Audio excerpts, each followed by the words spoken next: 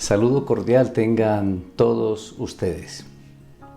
Recuerdo desde muy joven, hermanos, a un entrenador de fútbol que decía: es necesario combinar el talento de cada uno de ustedes con la preparación física.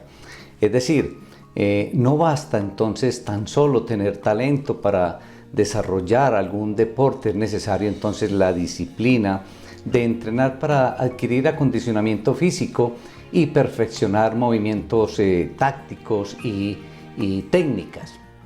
No es posible entonces tener a un gran deportista, a un deportista que se destaque, un deportista que obtenga grandes logros o logros importantes y marcas de reconocimiento, que no tenga la disciplina del entrenamiento, además una disciplina en un estilo de vida.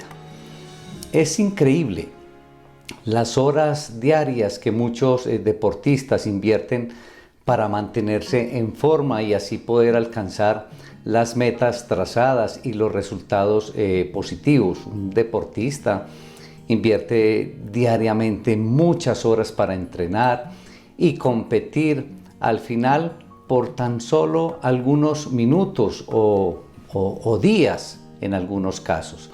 Esta semana se está desarrollando el Tour de Francia, esta competencia ciclística, y ahí pudimos observar a nuestro gran campeón colombiano Egan Bernal ahí en el Tour de Francia. Yo no sé cuánto tiempo entrenó, si lo hizo de manera correcta. Quizás toda esta pandemia lo pudo haber perjudicado. Se confió tal vez porque era el campeón del año anterior, no sé, se enfermó. También existe esa posibilidad. Lo cierto del caso es que no mostró el nivel que todos nosotros esperábamos, e incluso el nivel que él mismo esperaba, y se tuvo que retirar de la competencia.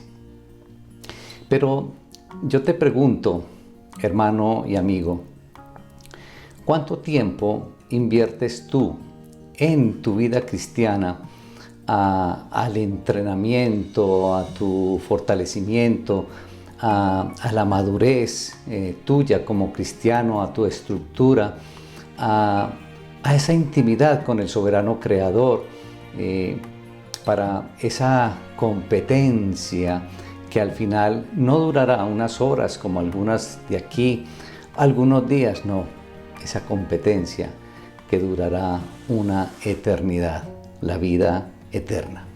¿Cuánto tiempo le inviertes a tu vida cristiana? Pregúntate. Y la gran pregunta es: ¿nos podemos dar el lujo de retirarnos y de no llegar a la meta? ¿Será que nos podemos dar ese lujo en nuestra vida cristiana de no alcanzar ese objetivo final de disfrutar la vida eterna? Veamos, hermanos y amigos, qué nos enseña el Señor a través de su palabra en un tema como el que hemos planteado en el día de hoy. Por eso los invito, hermanos, para que vamos a la palabra del Señor, vamos a la Santa Biblia y nos ubiquemos en la primera carta a Timoteo, capítulo 4, a partir del versículo 11. Y leo la palabra, hermanos, en el nombre del Padre, del Hijo y del Espíritu Santo. Amén. Encarga y enseña estas cosas, que nadie te menosprecie por ser joven. Al contrario, que los creyentes vean en ti un ejemplo a seguir en la manera de hablar, en la conducta y en amor, fe y pureza. En tanto que llego, dedícate a la lectura pública de las Escrituras y a enseñar y animar a los hermanos. Ejercita el don que recibiste mediante profecía cuando los ancianos te impusieron las manos. Sé diligente en estos asuntos, entrégate de lleno a ellos, de modo que todos puedan ver que estás progresando. Padre, te alabamos, Señor, te damos honra, honor y gloria por los siglos de los siglos. Gracias, Señor, por esta oportunidad maravillosa que nos da, Señor, de acercarnos a tu bendita palabra. Permite que tu Espíritu Santo esté ministrando, Señor, nuestras vidas, que esté tocando nuestro corazón, nuestras mentes, nuestras voluntades, Señor. Permite que podamos recibir con claridad tu enseñanza, Señor. La honra y la gloria para ti, Padre soberano, en el glorioso nombre de Cristo Jesús. Amén. Muy bien, hermanos, ya que hablábamos ahorita de entrenamiento para los diferentes deportes, entrenamiento para todos esos deportistas, ¿qué tal si hoy hablamos del entrenamiento cristiano? Este es el tema para el día de hoy.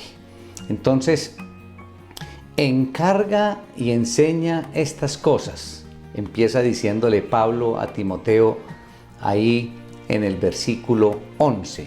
Dice, encarga y enseña estas cosas. Entonces, ¿pero de qué cosas habla Pablo? Si nos devolvemos un poco el inicio del capítulo 4, Pablo empieza e inicia con otra predicción acerca de los falsos maestros con sus falsas doctrinas que van a venir en los últimos tiempos. Es decir, Pablo lo que está advirtiendo sobre amenazas venideras, sobre amenazas futuras. Esas malas enseñanzas, esas falsas doctrinas, esas amenazas harán que muchos abandonen la fe para seguir inspiraciones engañosas y doctrinas diabólicas. Y lo que se dice acerca de la falsa enseñanza aquí por medio de Pablo para Timoteo, creo que está en un triple aspecto. El primer aspecto en que Pablo le está entregando la enseñanza a Timoteo es que esa falsa enseñanza viene a través de agentes hipócritas. Están propagando falsedad en lugar de entregar la verdad, aunque la sugerencia es que creen que están proporcionando la verdad. Sus conciencias están tan endurecidas que ya no pueden distinguir entre la verdad y la mentira. La segunda característica es la prohibición del matrimonio. Y la tercera característica, la insistencia en la restricción de ciertos alimentos. Estas características tenemos que tener en cuenta que eran comunes entre los grupos que exaltaban el valor de la abstinencia como medio de salvación. Y la respuesta de Pablo, o la respuesta que Pablo les da, es un reproche positivo a aquellos que rechazan lo que Dios ha establecido. El matrimonio es una ordenanza de Dios, eso no tiene discusión. Y los alimentos son provistos por el Creador. Entonces, los creyentes, a todos nosotros, lo que deberíamos de hacer era recibirlos con todo agradecimiento. Pablo le escribe entonces a Timoteo para enseñarle, para animarlo a cómo debe reaccionar ante estas amenazas. Y lo que Pablo le aconseja a Timoteo tiene importancia para todos los siervos de Dios, es decir, para los creyentes en Jesucristo, los que tienen la fe en Cristo, llamados a tratar entonces con estas falsas enseñanzas. Problema que afrontaba Pablo en su época, pero problema que afrontamos todos nosotros hoy en día, falsas enseñanzas, sumado a muchos otros errores que cometemos como creyentes mismos. Timoteo entonces debe enseñar a los hermanos en la fe de lo que Pablo ha dicho acerca de esa amenaza, o más bien de esas amenazas que se acercan. Si en ese entonces era una amenaza que se acercaba, para nosotros hoy es una amenaza que está con nosotros, que está entre nosotros, y podríamos hasta decir que es mucho más poderosa que antes, porque hoy hay mucha más facilidad de transmisión, de comunicación, de difusión. Para poder hacer esto efectivamente, es decir, para que Timoteo pueda enseñar, Pablo le dice que debe utilizar el conocimiento que tiene sobre la verdad, porque Timoteo había sido entrenado desde su niñez en las Sagradas Escrituras, como podemos ver en la segunda carta de Timoteo, capítulo 3, versículo 15. Y a esto debe agregársele que el propio Timoteo ha recibido una enseñanza directa de Pablo. Entonces, se debe utilizar el conocimiento de la verdad, así como Pablo le dice a Timoteo, pero uno no puede dar lo que no tiene. Es el primer interrogante para hacernos todos. Y Pablo asume que Timoteo sabrá cómo tratar a esos falsos maestros, pero creo que eso es un gravísimo riesgo que corremos todos nosotros si nosotros consideramos que sabemos tratar a esos falsos maestros. Es muy peligroso. Entonces creo que la mejor sugerencia es no escucharlos, retirarnos de estas falsas enseñanzas. Pablo piensa que es necesario advertirle a Timoteo que no pierda su tiempo en mitos, que no pierda su tiempo en fábulas, que no tienen absolutamente nada de verdad. Y claramente Timoteo necesitará mucha sabiduría para distinguir entre lo que le conviene y lo que debe evitar. La misma sabiduría que necesitamos nosotros, sabiduría que solamente podemos obtener de lo alto, sabiduría divina, porque créanme, hermanos, que es muy peligroso este acercamiento a estas falsas doctrinas. Y Pablo hace una comparación entre el ejercicio físico y el ejercicio espiritual, como un comentario sobre el entrenamiento en la piedad, ahí por el versículo 8. Aunque el valor de este ejercicio físico no es que Pablo le esté restando valor de ninguna manera, aunque cuando uno lee esa parte a que se refiere al ejercicio físico, yo me preguntaba, ¿y acaso Timoteo estaba descuidado en el aspecto físico? O por el contrario, de pronto estaba dedicándole mucho tiempo a toda esa parte del entrenamiento físico. Es un interrogante que nace ahí, pero que realmente ahí no se obtiene una respuesta. Pero realmente lo que estaba haciendo Pablo era resaltar el valor por la piedad, que tiene no solamente un valor futuro, sino que tiene un valor presente, como lo manifestó ahí en la carta a Pablo. Entonces, alcanzar la piedad merece el esfuerzo máximo, el sumo esfuerzo para procurar obtener la piedad. ¿Saben algo, hermanos y amigos? ¿No saben el dolor tan grande que uno como pastor siente cuando un hermano de la congregación se deja desviar por las falsas enseñanzas, por esas fábulas, leyendas o mitos semejantes? Hermanos, y créanme que los casos son muchos, hermanos con muchos años en la iglesia o en diferentes iglesias cristianas de sana doctrina, y llega una persona o llega una página de internet, los confunde y se los lleva. Y por eso este tema de Pablo para Timoteo en aquella época es totalmente actual para todos nosotros. Sectas con solo algunos años de existencia que llegan a un hermano sin la firmeza en lo doctrinal y lo confunde y lo saca de la sana doctrina. Créanme que el dolor que uno siente es muy, pero muy grande. Y que fuera de pronto hermanos que estuvieran empezando y uno de pronto podría entender, pero hermanos con muchos años de recorrido en la vida cristiana, este tema que toca Pablo hoy y se lo toca a Timoteo, pero que nos lo está entregando a nosotros hoy, créanme que es de suma importancia.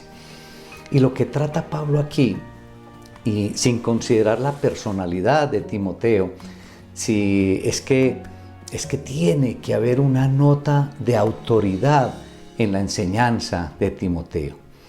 El apóstol Pablo está interesado en que esa enseñanza conlleve, digamos, la misma clase de autoridad que la suya. ¿Se imagina usted, hermano y amigo, enseñando con la misma autoridad que lo hacía Pablo? Tremendo, ¿no? Sí, porque yo no me imagino a Pablo enseñando con esa fuerza, con esa convicción, y es un reto para todos nosotros. ¿Qué tal? Enseñar doctrina, enseñar la palabra del Señor con la misma autoridad del apóstol Pablo. Uy, qué reto tan grande para todos nosotros.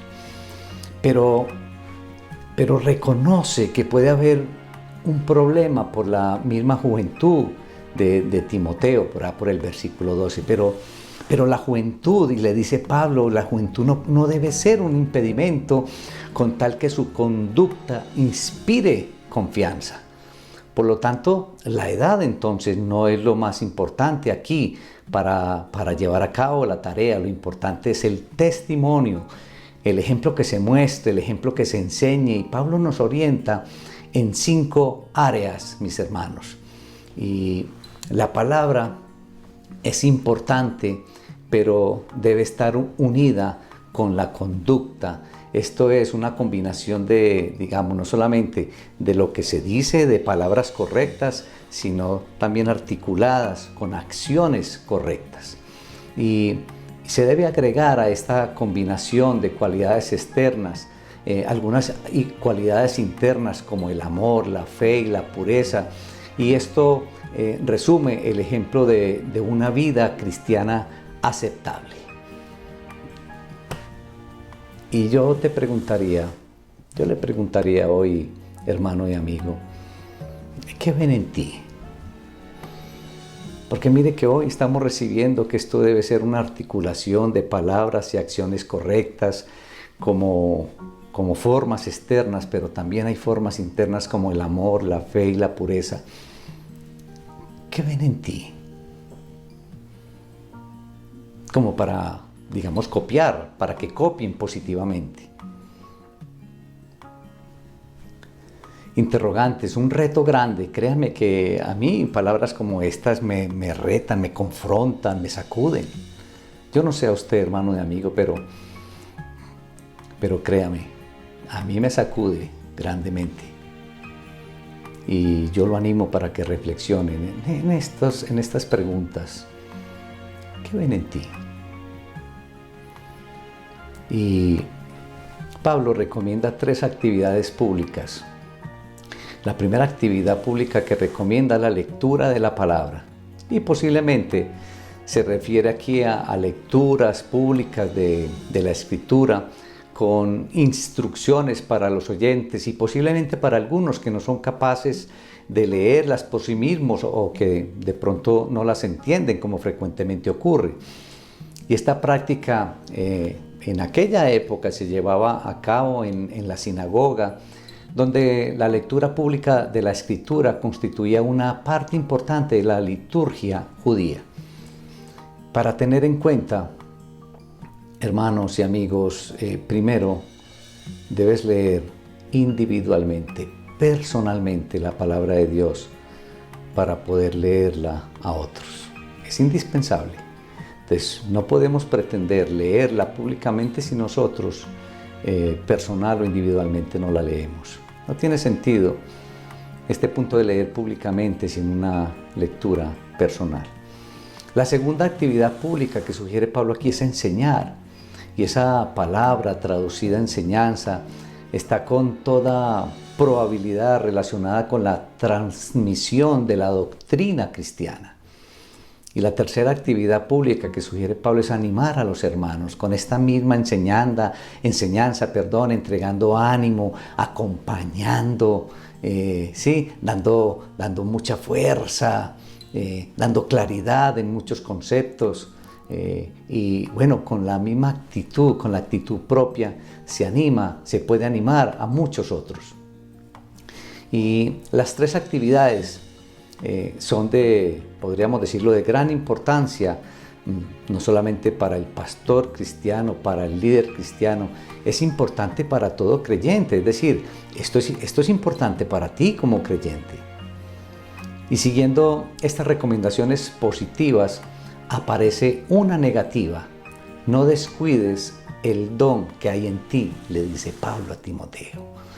El don está conectado con la unción del Espíritu Santo y esa separación para el servicio. Pero ten en cuenta que como creyente, entonces, hermano, usted ha sido separado para Dios. Y entonces también te corresponden estas instrucciones que está dando Pablo a Timoteo. Es decir, estas instrucciones son para todos nosotros, porque nosotros somos creyentes, somos separados para el Señor.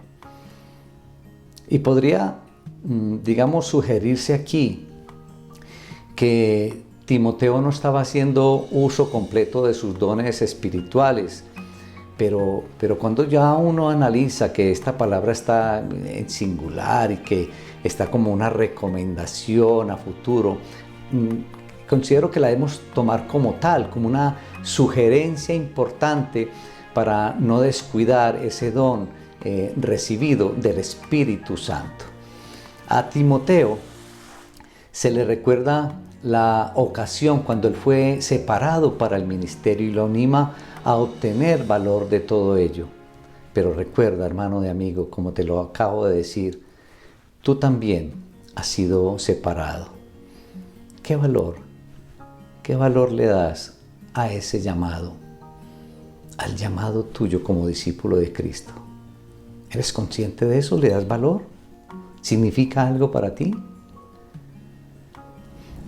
Y en esos versículos 15 y 16 Pablo sugiere formas por las cuales Timoteo puede desarrollar ese don mencionado en el versículo 14. Entonces, noten ustedes que Pablo pone énfasis en la disposición, o dicho de otra manera, Pablo hace énfasis en la práctica, Pablo hace énfasis en la persistencia como un eco a ese entrenamiento atlético, a ese entrenamiento deportivo que de alguna manera lo menciona por ahí en el versículo 6. El ministerio cristiano no puede evitar estar a la vista de los demás. Eso sí, tenemos que estar nosotros convencidos que muchas personas nos están observando y cualquier progreso u otra cosa que se haga será observado por muchas otras personas. Pero el Señor espera que usted y yo tengamos progresos reales, que usted y yo avancemos cada día más. Eso es lo que espera el Señor de todos nosotros. El Señor entonces nos está animando en el día de hoy a que estemos alertas, tanto en la vida como en la doctrina. Miren que ambas cosas son inseparables, deben ir unidas, deben estar articuladas. Una doctrina sana, sin una vida piadosa, no tiene ningún valor, mientras que una vida piadosa, entonces, sin una sana doctrina, eso no es posible. Entonces, si usted como creyente no tiene cuidado de perseverar, si usted como creyente no tiene la práctica permanente o entrenamiento constante, tampoco tendrá la posibilidad de influenciar en otras personas, no tendrá la posibilidad de influenciar en otros. Ahora, digamos líneas, antes hablábamos de la lectura pública de la palabra de Dios. Y bueno, yo te pregunto, ¿qué tal tu culto familiar? Bueno, con otras palabras, ¿qué tal la reunión en familia para leer la palabra de Dios? ¿Cómo estás en esta disciplina de la lectura en familia de la palabra de Dios? Adoptar la costumbre de estudiar la palabra, ya sea en forma individual o como familia o en forma grupal, esto realmente es como ponerse en forma desde el punto de vista atlético.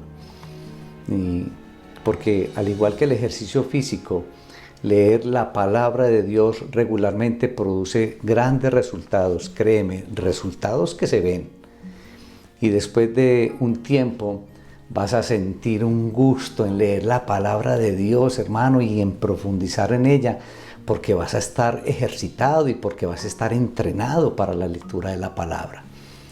Si sigues con tu costumbre de orar y estudiar la Biblia diariamente, simplemente pregúntate, ¿cuál será tu condición espiritual dentro de un año, por ejemplo?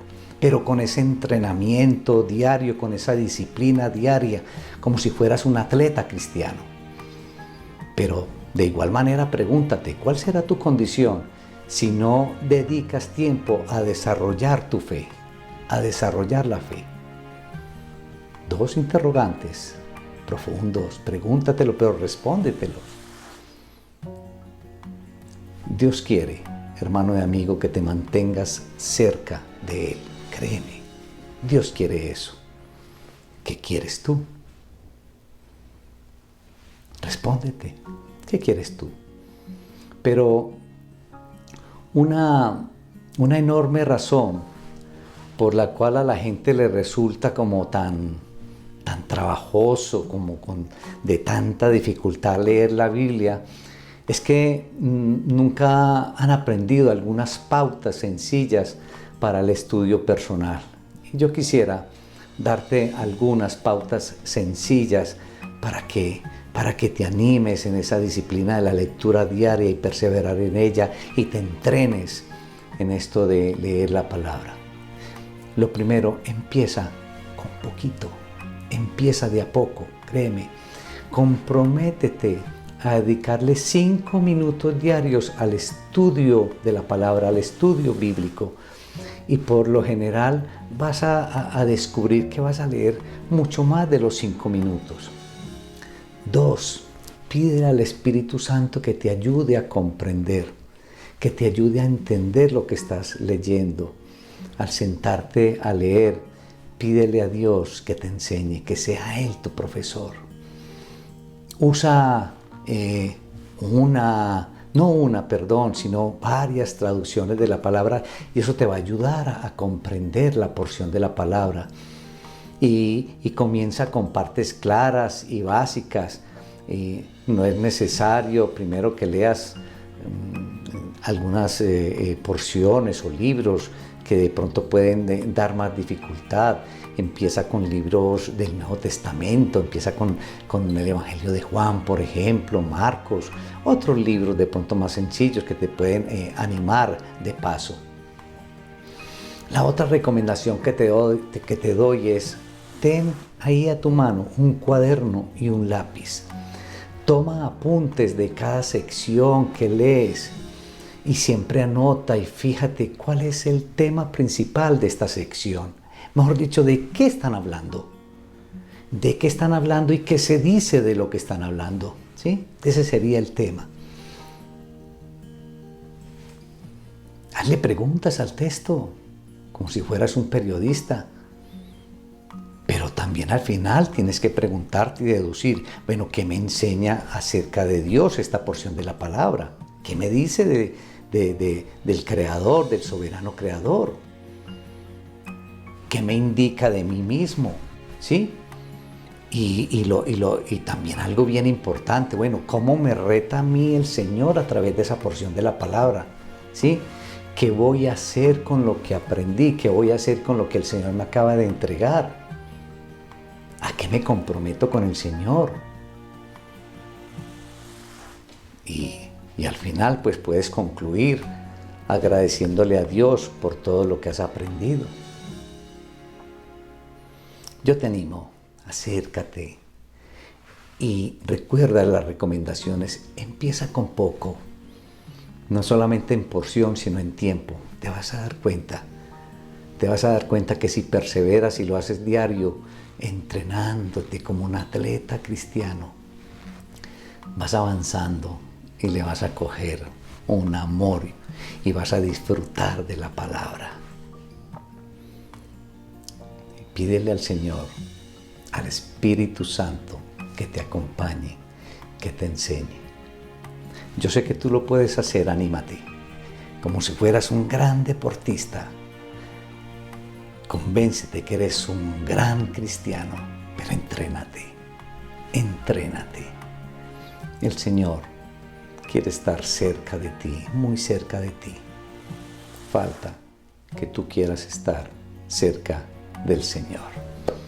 Hermano y amigo, un fuerte abrazo y pido al Señor que los bendiga ricamente.